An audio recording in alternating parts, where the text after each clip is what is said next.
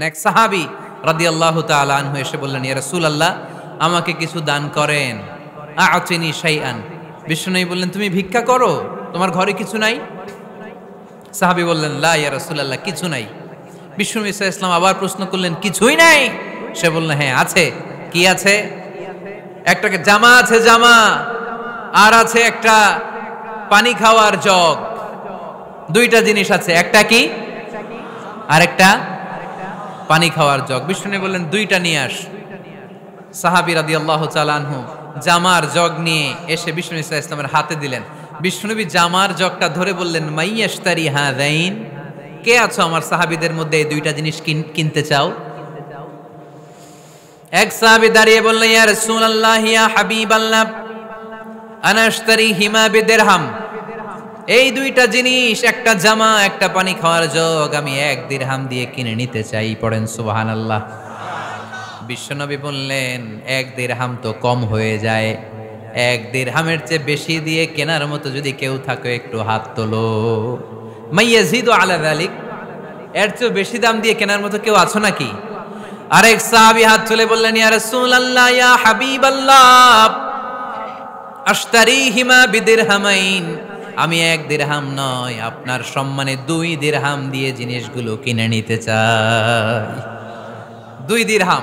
বিষ্ণুনবী বললেন, okay fine, ডান, 2 দিরহামে বিক্রি হয়ে যাবে। দিয়ে দেয়া হলো। 2 দিরহাম নিয়ে বিষ্ণু ইসা ইসলাম ওই আগন্তুক ভিক্ষুক সাহাবীর হাতে দিয়ে বললেন, যাও, 1 দিরহাম দিয়ে তোমার পরিবার পরিজনদের জন্য খাবার কিনে নিয়ে যাও, আর 1 দিরহাম দিয়ে একটা কুঠার কিনে নিয়ে আসো।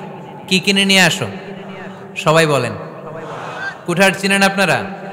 কুঠার দিয়ে কি করে? গাছ কাটে। ওই সাহাবী আর 1 দিরহাম দিয়ে একটা কুঠার কিনে নিয়ে আসলেন।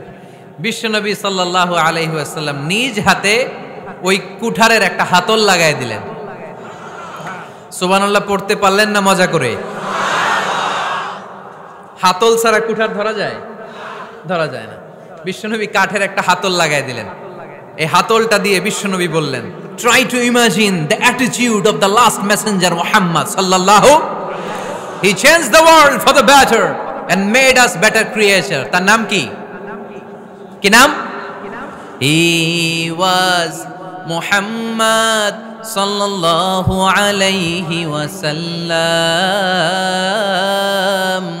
Muhammad, mercy upon mankind, teacher of all mankind, Abul Qasim, Ya Habibi, Ya Muhammad, Ya Shafi'i, Ya Muhammad, Khairu Khalqillahi Muhammad, Ya Mustafa, Ya Imam al-Mursalin, Ya Mustafa, Ya Shafi'al alamin. পড়েন সবাই।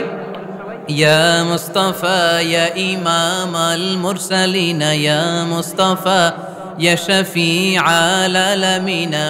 He taught us to be just and kind, and to feed the poor and hungry, help the wafer and the orphan child, and to not be cruel and miserly. His speech was soft and gentle, like a mother stroking her child. His mercy and compassion were most radiant when his smile was Muhammad sallallahu alayhi wasallam.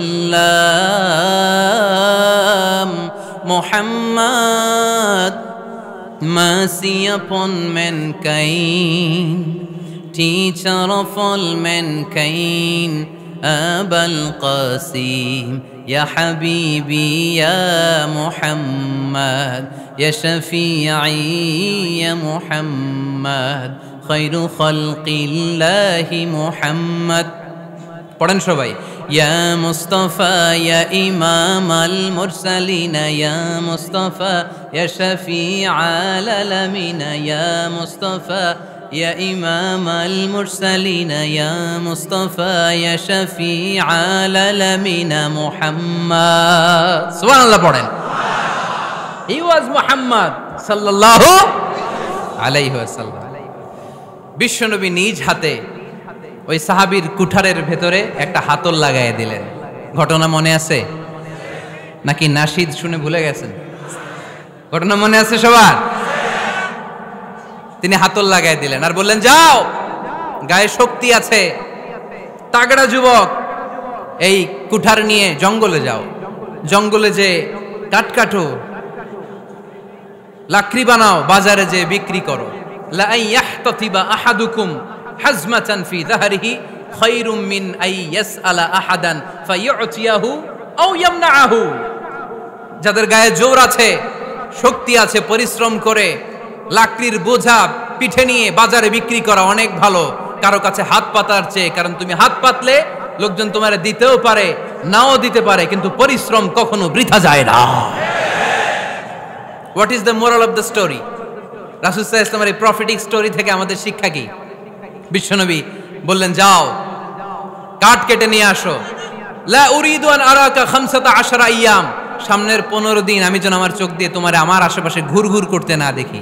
সাহাবী চলে গেলেন, কাঠ কাটতে আরম্ভ করলেন, বাজারে বিক্রি করতে আরম্ভ করলেন। 15 দিনের ব্যবধানে 10 দিরহাম নিয়ে বিশ্বনবীর দরবারে ওই সাহাবী হাজির হয়ে গেলেন। 10 দিরহাম নিয়ে হাজির হয়ে গেলেন। এসে বললেন, ইয়া রাসূলুল্লাহ, ইয়া হাবিবাল্লাহ, আমি আর দরিদ্র নাই, আমি আর ভিক্ষা করি না, আমি নিজের পায়ে দাঁড়িয়েছি, আমি স্বাবলম্বী হয়েছি, আমি অন্যান্য খেটে খাওয়া মানুষের মতো এখন উপার্জন করে আমার ফ্যামিলির চাহিদা মিটাই। পড়েন সুবহানাল্লাহ। What is the moral of the story? এই প্রফেটিক স্টোরি থেকে আমাদের জন্য শিক্ষা হচ্ছে, বিষ্ণু ইসা ইসলাম চাইলেই ওই 2 দিরহাম দিয়ে বলতে পারতেন, যাও, এটা দিয়ে খাবার কিনে খাও। দুপুরবেলা খাইতো, রাত্রেবেলা আবার জাকাতের লাইন ধরতো। কথা কন? তার মানে বিষ্ণু ইসা ইসলাম কাজের প্রতি উৎসাহিত করেছেন। 2 নম্বর লেসন বা শিক্ষা হচ্ছে, বিশ্বনবী সাল্লাল্লাহু আলাইহি ওয়াসাল্লাম পার্মানেন্ট সলিউশন করে দিয়েছেন, স্থায়ী সমাধান। ঠিক কিনা? আমরা প্রায় জাকাতের শাড়ি দেই, লুঙ্গি দেই, আছে না নাই? আলহামদুলিল্লাহ, আপনাদের গাজীপুরে বোধহয় এগুলো নাইটাই, এখানে নাই, আছে? যদি থেকে থাকে এই ট্র্যাডিশন আপনারা বন্ধ করবেন। জাকাতের শাড়ি বলতে কোনো শাড়ি নাই, জাকাতের লুঙ্গি বলতে কোনো লুঙ্গি নাই। কারণ জাকাতের শাড়ি আর জাকাতের লুঙ্গি যদি আপনি বিতরণ করেন আর সামান্য সয়াবিন তেল আর চাল ডাল যদি আপনি প্যাকেট করে দিয়ে দেন, তাহলে 1 মাস পরে আবার যে সে আরেক জায়গায় জাকাতের লাইনে দাঁড় হয়ে যাবে। চিল্লা এখন, ঠিক কিনা? এজন্য আপনাকে পার্মানেন্ট সলিউশনের ব্যবস্থা করতে হবে। আমি সব জায়গায় বলি যে প্রতিটি জেলার বিজনেস ম্যাগনেট যারা আছেন তারা সবাই মিলে একটা জাকাত ম্যানেজমেন্ট প্ল্যাটফর্ম গড়ে তুলুন। সেখান থেকে এমনভাবে জাকাত দিন যাতে মানুষ স্বাবলম্বী হতে পারে। স্বাবলম্বী বানানোর জন্য, দারিদ্র বিমোচনের জন্য জাকাত এসেছে, জাকাতের শাড়ি লুঙ্গি বিতরণের জন্য নয়। আর জাকাতের শাড়ি এত পাতলা, মশারি কি পাতলা, এর চেয়েও পাতলা। দেখছেন কখনো? এটারে একবার ধোয়ার পরে দ্বিতীয়বার পরা যায় না। একবার ধোয়ার পরে শাড়ির দিকে তাকাইলে শাড়ি আপনার দিকে বেশকি মেরা থাকবো। কথা বলেন, ঠিক কিনা? এইভাবে শাড়ি লুঙ্গি দেয়া যাবে? এভাবে তো শাড়ি লুঙ্গি বিতরণ করলে যারা লাইন ধরে জাকাত নিতে আসলো, এই আল্লাহর বান্দাদেরকে অপমান করা হয়। আর আল্লাহ বললেন, ওয়ালাকাদ কাররামনা বানি আদম, আমি পুরো বানি আদমকে সম্মানিত করেছি। ফেরেশতার সম্মান বেশি না মানুষের? বুঝা শুনে বলেন, কার? তুমি মাটির আদমকে প্রথম সৃষ্টি করিয়া ঘোষণা করিয়া দিলে শ্রেষ্ঠ বলিয়া, তাই তো নূরের ফেরেশতা করে আদমকে সেজদা। সুবহানাল্লাহ পড়েন। তাই তো নূরের ফেরেশতা করে আদমকে সেজদা, সবার চেয়ে সম্মান দিলে মাটির আদমকে। পড়েন, আল্লাহু আল্লাহু তুমি জাল্লে জালালুহু, শেষ করা তো যায় না গে তোমার গুণগান। আল্লাহু আল্লাহু, সুবহানাল্লাহ পড়েন। আহা, মানুষের মর্যাদা সবচাইতে বেশি। এজন্য জাকাত যারা নিতে আসে তাদেরকে অপমান করা যাবে না। এর কারণ জাকাত দিয়ে আপনি কোনো করুণা করেননি, বরং ওরা জাকাত নিয়ে আপনাকে এই ফরজ ইবাদত করার সুযোগ করে দিয়ে আপনার প্রতি করুণা করে গিয়েছে। আওয়াজ করে বলেন, ঠিক কি না? অনেকে মনে করে আমি জাকাত দেই, আমি মনে দয়া করছি, আমি মনে হয় করুণা করছি। আচ্ছা, যারা গরিব ওরা যদি জাকাত না নেয় ওর সমস্যা আছে? নিমুনা জাকাত। কিন্তু আমি যদি বলি দিমুনা, আমার খবর আছে না নাই? আমার জন্য দেয়া ফরজ, ওর জন্য নেয়া ফরজ না। তাই আমি দিয়ে করুণা করিনি, ও আমার কাছ থেকে জাকাত নিয়ে জাহান্নামের আগুন থেকে আমাকে বাঁচিয়ে ও আমাকে দয়া দেখিয়েছে।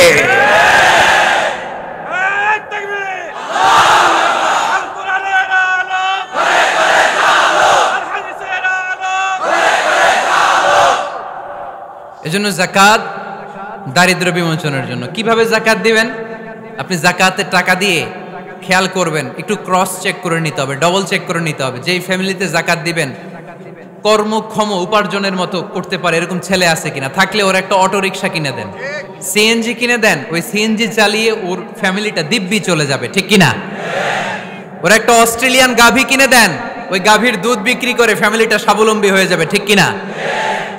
লক্ষ্মীপুরে আমি ওয়াজ করলাম, বলল হুজুর আমরা এভাবে একটা যাকাত ম্যানেজমেন্ট প্ল্যাটফর্ম গড়ে তুলেছি, এখানে আমরা টাকা জমিয়ে জমিয়ে আমাদের এলাকার যে সমস্ত ছেলেগুলো কর্মক্ষম, তাদের ঘরে টাকা পয়সা নাই, আমরা যাকাতের টাকা দিয়ে ওদেরকে প্রবাসী বানিয়ে দেই, বিদেশে পাঠিয়ে দেই, ওর কষ্টা অর্জিত সম্পদ দিয়ে ওর ফ্যামিলি এখন দেদারসে চলছে, কোনো যাকাতের লাইনে যে তারা নিজেদেরকে আর অপমান বোধ করছে না। এইভাবে যাকাত দিতে হবে। দিলটারে একটু খোলেন, হাতটারে একটু খোলেন, তাহলে হৃদয়টারে খুলে দিবে কে?